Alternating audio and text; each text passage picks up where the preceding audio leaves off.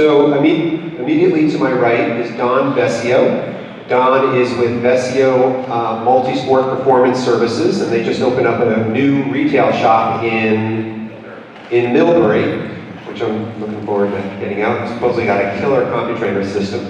And Don is a very strong cyclist, owns numerous cycling records throughout the US and Canada in different time trial competitions. Immediately to Don's right is John Metz. John is a USAT certified coach. He's also got his master's and doctorate in education. So he spends a lot of time with athletes, coaching them, and is just a very good teacher. So we're happy to have him with us. And then finally, to the right, we have, to John's right, we have Karen Smyers. Karen is one of the most accomplished triathletes in the history of the sport. Karen has won the Ironman World Championship. She was one of the first, she was the first class of the USAT Hall of Fame Karen was inducted in. So Karen has a lot of years of experience, has got a lot of podium finishes, and is here to share her wealth of knowledge with you. So without further ado, I really do want to turn it right over to the audience, so I'll get the ball rolling unless someone wants to take the first stab at it. And I think this gentleman right here looks like he's ready. I'm going to hand it right over. I have a question. How much percentage-wise can an athlete expect to improve their performance by using performance meters? I've never used the knowledge. So just take your turns there. Well, first of all, we'd have to take a look at what the current level of the athlete would be. So it would really be difficult to quantify what kind of percentage that we would expect, because we would have to take a look at all the factors. What's the age of the athlete? What is the experience of the athlete? What background do they have? So, for example, if I had someone who we would consider to be a newbie in the sport and wasn't really a strong cyclist, if we were to immediately give that cyclist a power meter, we could say, wow, look at how much more they've improved over time. Where if we took an athlete who was already at peak performance and peak fitness, their percentage of increasing performance would be a lot less.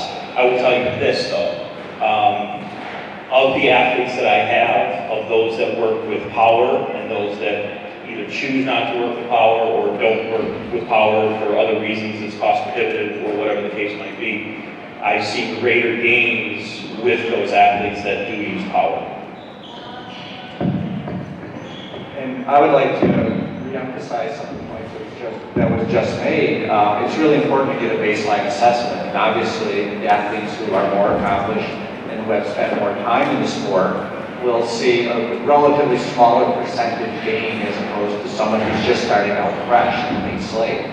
Now, one of the really important things that you can gain by using power meters and heart rate monitors is not only assessment of your performance at a particular point in time, but if you monitor the data over a course of time, you'll be able to use those values for predictive analysis. You'll be able to better anticipate, in other words, whether you're ramping your training up appropriately for an A event, or whether you might be on the verge of overtraining. It's a really important tool, in other words, to see not only how you're performing on any given day, but also as a way to really quantify the amount of load it's placing on your body and how your body's responding to that load so you can make appropriate adjustments going forward with your coach and your training programs. Hard to tell, we're both from education. Karen, I assume you train with power? Hello? So I guess I can add a sort of different perspective a little bit in that I started training for the sport back in the 80s before power meters were, I don't even know if they existed, but they certainly weren't in vogue, same with heart rate monitors. So I did learn to train a lot by intuition, and so I have since started to use heart rate monitors and power meters in my training, but I have found that it refines my training a little bit, but I found that I had very good body intuition already, so I was actually training in the right zones most of the time just through experience. But now that I'm coaching people, I just love when they do use these tools because it makes sure we're on the same page. It does give me, very exact workouts that I can give them that I'm sure that they're working out in the proper zones.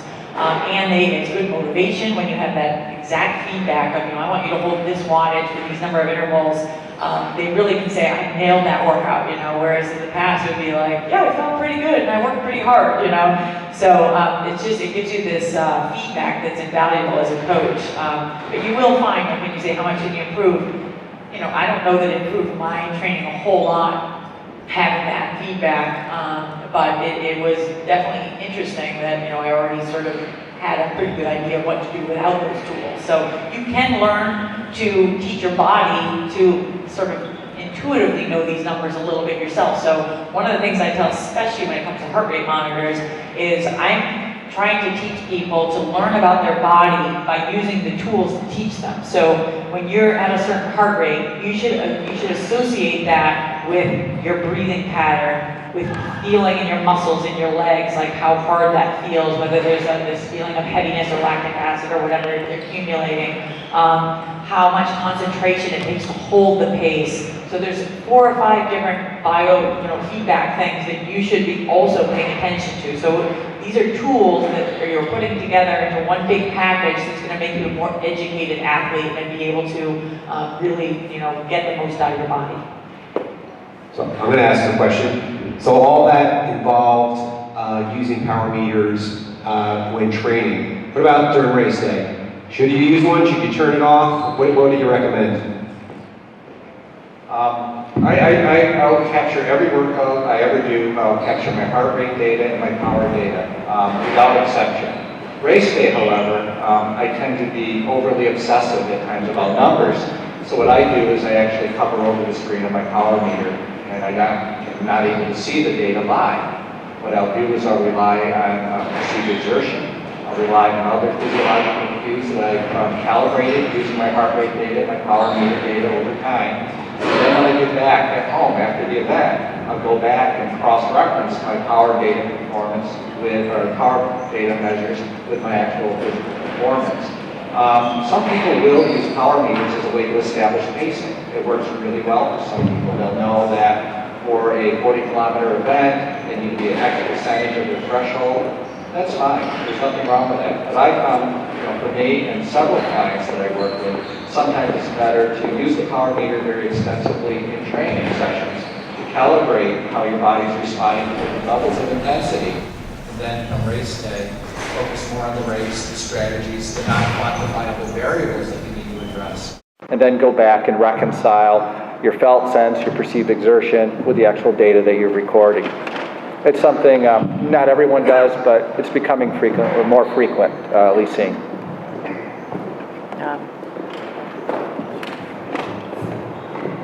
Can you talk a little bit about the difference between, maximum heart rate between the different, disciplines? How you find those between cycling, swimming, and running? And are they close? Do you have to do that assessment for each specific sport, or can you find one and then kind of figure that out with numbers? Want to give it a shot? I'll give it a shot. Okay. First of all, we actually wouldn't look at maximum heart rate. We would look at your lactate threshold, or your lactate threshold heart rate. It will be different for most athletes for the bike and for the run. Typically, we're looking at maybe about 10 beats per minute higher for the run than the bike. That obviously will be different for different athletes. Once you there's different testing protocol that you can go through. You can actually do a complete VO2 max test. If you're a real glutton for punishment and you like pain, you can do a VO2 max test. I don't know if that's really necessary for the average athlete to know what I think people like to know what that number is so they can talk about it. Just like with power, people will say, well, I pulled 400 watts, or well, what does that mean? So it's really the lactate threshold, and that's relatively easy to find. There's different ways that you can test for that. Once you know your lactate threshold, there's percentages that you go up or down to figure out your different training zones. So typically with heart rate, we use 5 zones. Zone 1 is a recovery, Zone 2, Zone 2 and 3 are a certain percentage below your lactate threshold, and then you go into Zone 5. Your lactate threshold is actually the break between Zone 4 and 5, and then 5 is an area that you should not be in unless you're sprinting or you're just doing, you're working out in that area for very short periods of time. I don't know if you guys know the exact percentages. I mean, you can find them. There's a lot of Alan Hunter, the authors of those nature. You'll be able to find what the exact percentages are to figure out those percentages. A real easy way to figure out your lactate threshold on both the bike and the run. You don't need any kind of crazy equipment. If you want to figure it out for a run, go out and warm up for about 10 minutes, maybe 15 minutes, and then basically go all out for 30 minutes. But when I say all out, that doesn't mean sprint for a minute and then jog for the other 18 or 19 minutes. You need to try to keep a consistent level across that workout. Then during that 30 minutes, you want to take a snapshot by using a heart rate monitor with a lap function on it to capture the last 20 minutes of that all-out effort. That average heart rate will be or very close to your lactate threshold rate. And then you can just plug that number in and you can figure it out. And you can do the same thing for the bike. You just warm up, go for that 30 minutes, take that snapshot of the last 20 minutes, and of course, make sure that you cool down. And my only other advice when you're doing that particular workout is the first time you do it, your numbers probably won't be accurate. It's kind of like any test you take. You got to practice, you got to get used to it. What does all out for 30 minutes really feel like? Chances are the first time you do it, you won't make the 30 minutes, or what you'll find is your heart rate will die off, or your power will drop, or you'll become fatigued. So do it a few times before you're really locked in on that number, and then you can easily calculate your lactate threshold from there. Ignore anything that you read in a book that tells you your zones. It's so individual. That's why you do the test, is that will give you your lactate threshold heart rate. You could be the same age as the person next to you, and your average heart rate for that 30-minute time trial, or the final 20 minutes of the 30-minute time trial, might be 179, and the guy next to you that's your age, it could be 159. So there's 20 beats of difference between you guys. And if you look at those crazy things they put on the treadmills, or that you might read in a book and it's 220 minus your age, you think, well, what, that they'd be off by 20 beats, So just ignore those. It's crazy. Anytime they give you an absolute heart rate, it's the same thing with training through pregnancy. The doctor will tell you, well, you can never get your heart rate over 130 or something like that. Well, that's some number that they came up with that will make sure that it covers every single person in the population so that they don't get in trouble if the person goes over that in heart rate. But it's, I knew that when I was pregnant, 150 beats was completely aerobic and it was very safe. So, hundreds of people that I coach on the bike, I see variations of at least 30 beats of people the same age. So you have to find out what your threshold is, and then you calculate your zones from that. And that's why you do it as a percentage, and the same with the max could be, the max is not a good, for one thing, most people don't ever get to their max. They think they do and they don't. Someone will come into bike class and tell me their max is, 170, and second class I have them up at 173, and I'm like, I guess you didn't really know what your max was, because you're still not there. A common theme I think that you're starting to hear is that you really have to be very much attuned to your body and how it responds to different types of training and race stresses. And a good protocol when using a heart rate monitor or a power meter is not so much to focus on absolute values. Again, heart rates will vary from individual to individual, and power will as well. Last week we ran a series of different performance tests at our training center, and people were occasionally elated with the results, and sometimes they were very depressed. You mean my power at threshold is 280? That's fantastic. Well, it is if you were 180 pounds, but you're almost 300, it skews your results a little bit. I guess the real thing that you need to be aware of is that the data really is another perspective on how your body feels, how your body is responding to different training stimuli. And the things that you read in books and the things that you might see on online forums, they're just general rules of thumb or guidelines. And part of the variables that they factor into these guidelines are, potential litigation, for instance. So while you're working with your coach, it's really important to provide quality data, and a good coach will help you analyze and interpret the data to better structure programs for your individual needs. I'm just going to add one more thing quickly to that. Even if you do know your lactate threshold, your heart rate for the lactate threshold, and you've calculated the numbers, keep in mind, heart rate is a response to the stimulus. There could be other factors that could be coming into play. Caffeine will affect your heart rate. Lack of sleep will affect your heart rate. Dehydration will affect your heart rate. So even if you know what your numbers are, don't be thrown off by one day's numbers. It's over the course of a period of time. And that's why if everything was equal and I had my way with all my athletes, they would use both power and heart rate, because that gives me more data to work with. If we're just working off a heart rate, there's so many factors that can come into play that could make that make that heart rate crazy. Quick story, I was looking at some analysis of one of my athletes' training workouts, and I hadn't talked to them prior to them emailing the workout, and I was looking through and I noticed there was a really big spike. They didn't have a power meter. There was a really big spike in their heart rate, but I also noticed that their cadence dropped and their speed dropped. So I thought they were going up a hill. That would make sense to me.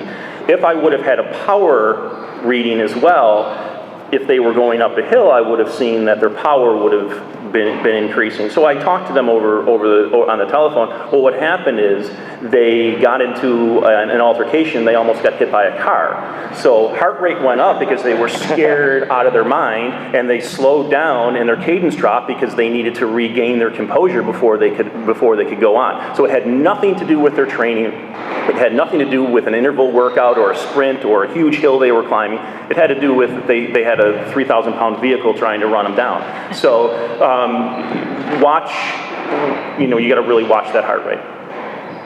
They figure out their max heart rate. Quick question. You said something about obviously heart rate will be affected by certain things.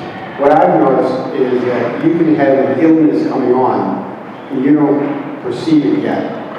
But your heart rate, your resting heart rate when you get up in the morning, when you should take it, is elevated.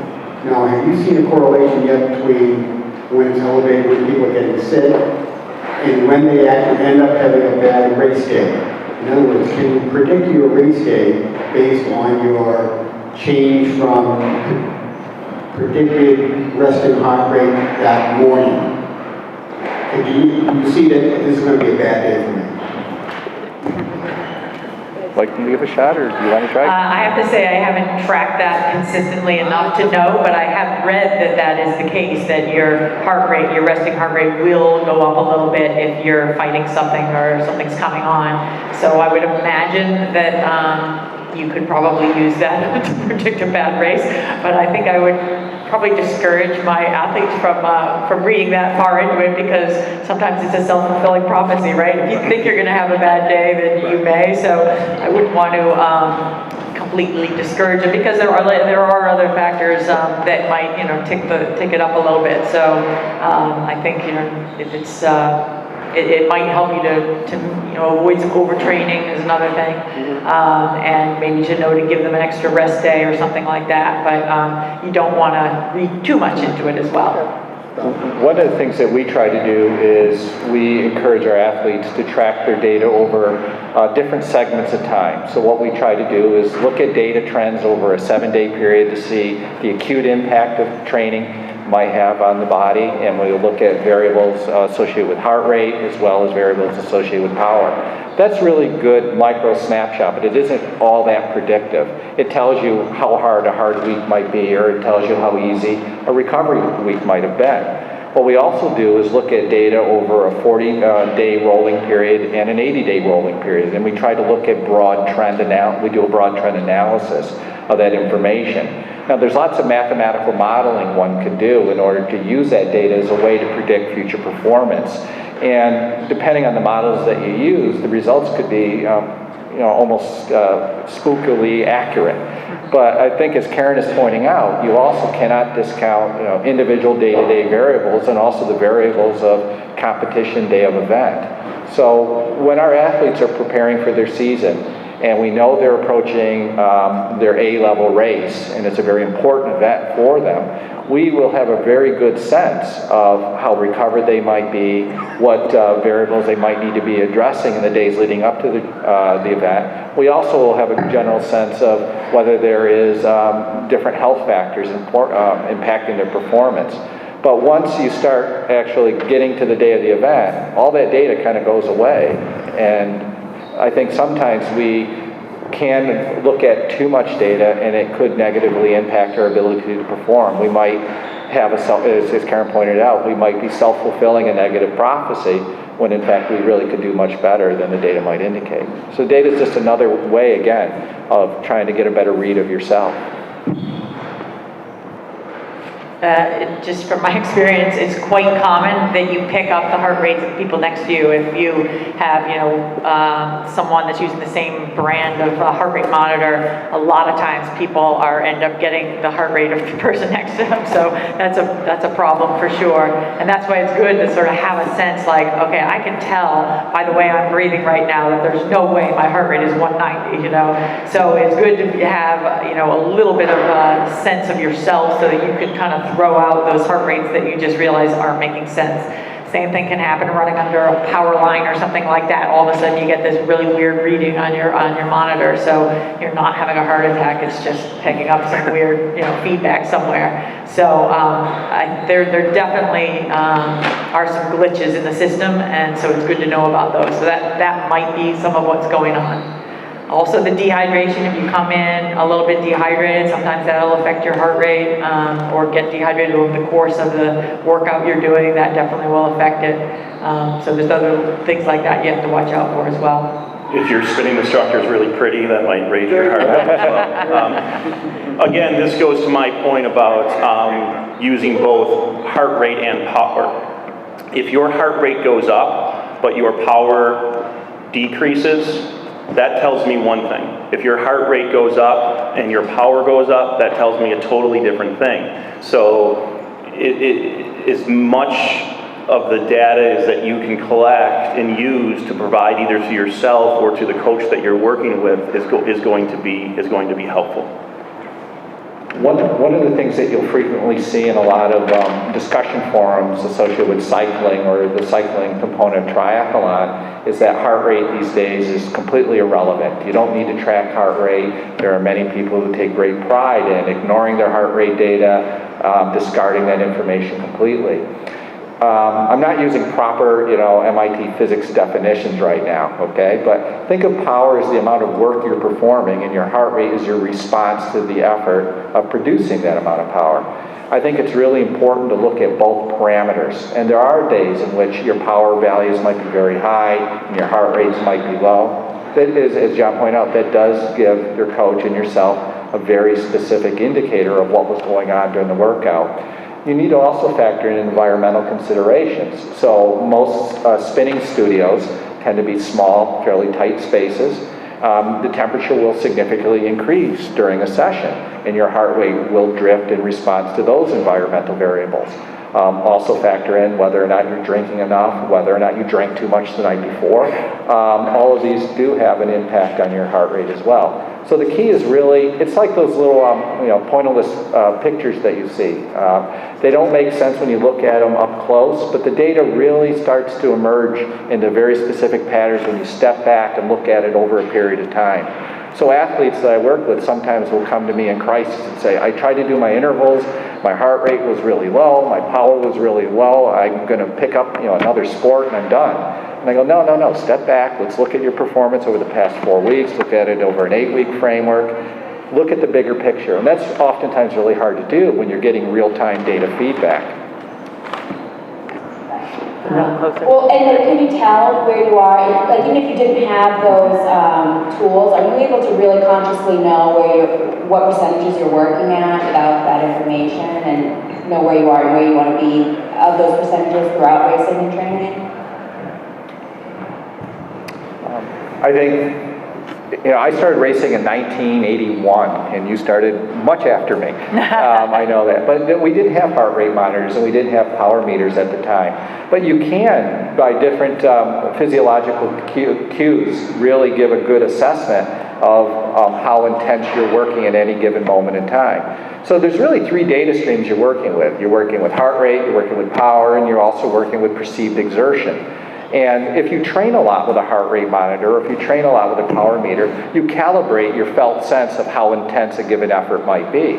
A lot of people over time in trial and error self-discover what these zones might be. You also can read a lot by, if you are able to have a conversation and you're not really sweating all that hard, you're at X zone. And if you're starting to breathe a little bit heavy and your speech is punctuated by gas, you're at a different level. That's a good start, but by using the data tools that are available, you can be much more precise. And then day of the event, if you don't have your heart rate monitor or you choose not to use your power meter, you'll still be able to accurately assess the level of intensity at any given moment in time. And you'll also find that even amongst professional athletes, some are still choosing not to use some of those tools. I was in Kona in October, and I had an opportunity to talk with some of those athletes, and one said to me, "I'm old school," and if that works, that works. My broad generalization to answer your question would be, older athletes probably are more in tune to their body because they didn't have some of the tools that the younger athletes have today. And the younger athletes and the younger generations in general tend to be so hyper-focused on the data. And that's what people always talk about. I mean, everyone, that's what I mentioned earlier. People want to know what their VO2 max is. Well, your VO2 max is what your VO2 max is. It's not going to change that much. So what's the value of knowing that number? Well, you can tell your friends. Same thing with your maximum output for your wattage. You can know that number, but your functional threshold wattage is much more important to know those numbers, so you can figure the other zones and percentages out. Well, I don't know if there's any way to calculate that, because again, your anxiety level on race day is going to be different. I know some people that are just loose as goose on race day, and then there's other people that are so uptight they can't even speak 2 words to you. So I think that to be able to say, expect your heart rate to be 5 beats per minute higher on race day than it normally would be, that goes back to being in tune to your body, and you have to be able to make some decisions on race day, and you have to be able to potentially discard what your heart rate is telling you, and you have to say, I feel good, and I see a person ahead of me who's in my age group, and I'm going after her. Or you have to be able to make the decision, I'm backing off, and because I know this race course, and I know that there's some hills coming up, and I need to save myself to take on those variations in the terrain of the course.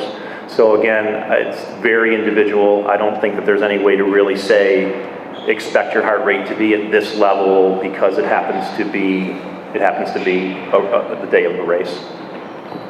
I think a little bit also depends on, sounds like you're training with your heart rate monitor, but you don't maybe have a really good sense of what it's telling you. Like, if you know, in general, when I do this training session, my heart rate average is about this, it might not actually help you in your race very much unless you know, all right, for a race that takes me 1 hour, I know I can hold probably about this heart rate.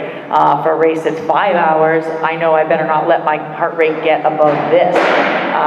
So I think a little bit depends on the race distance that you're doing, because I find for the longer races, it's a lot more valuable for some of my athletes and for me, because there's a lot of times where you cannot realize that you're like going up a hill kind of hard, because there's a delay in your perceived exertion and how it'll feel in your legs.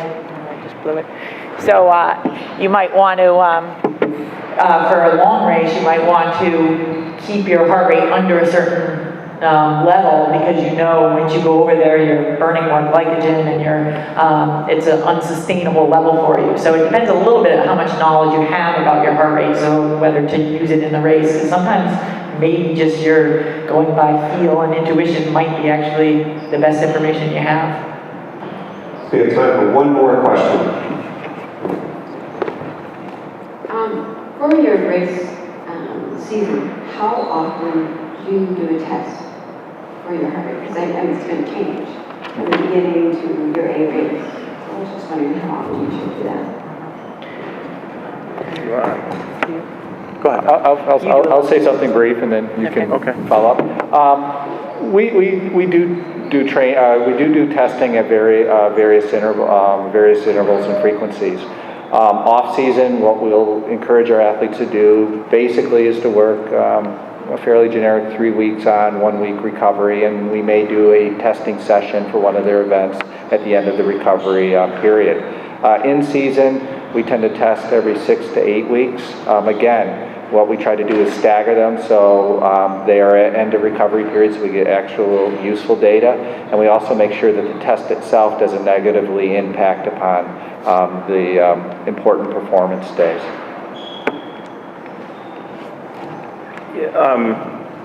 We pretty much follow those same general guidelines.